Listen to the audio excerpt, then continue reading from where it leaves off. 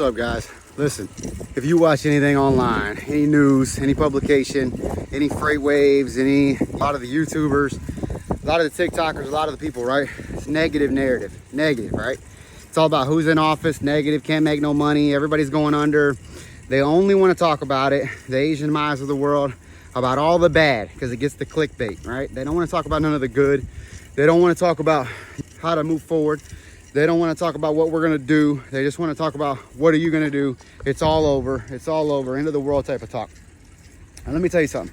Yes, I'm not the biggest fan of who's in office and obviously what's going on. But I started my business back under Obama. For people to say that we're getting out of it back then, that, hey, this is the reason why I'm going under, the economy, this, that, whatever. That's when I started my trucking business.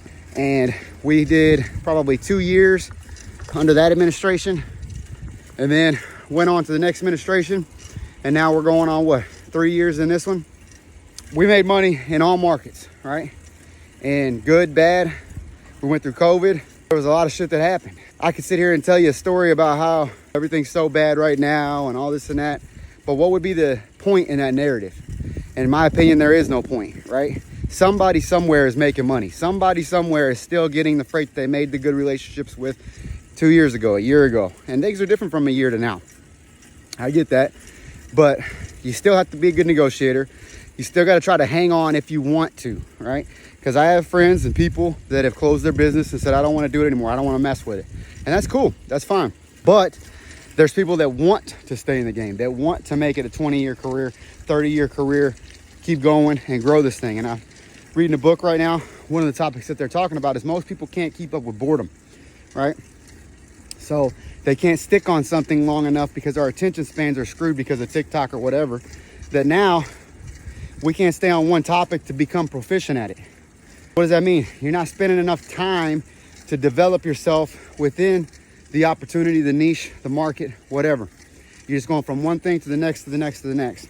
And if you really want to make it in this, you got to be able to make it in a down economy and an up economy. You got to dig in deep, learn the right shit, get a mentor, right?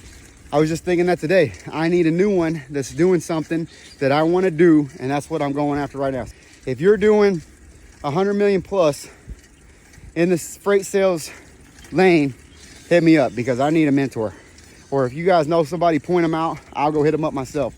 But that's what you got to do. If you really want to level up and you want to survive this market, stop watching the negative narrative. I almost have to quit watching shit because every freaking video they do is negative. There is no positivity in it, right?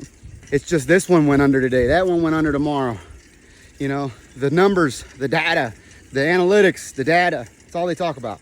I'm a data person too, but I'm also pulled from the hip, and good old fashioned ingenuity can make things happen, right? Are you a mover and a shaker, or are you a whiner and a complainer? You know what I mean? That's the consensus that I'm going to tell you. All right. Because if we can make it, and you know, the economy was kind of crap too before Trump. So you can't just say, oh, we only made it during Trump, blah, blah, blah, blah. That's not going to work. You got to make it now. And if you can make it now, that determines your success if the economy gets better and goes up in the next, you know, session of this, right?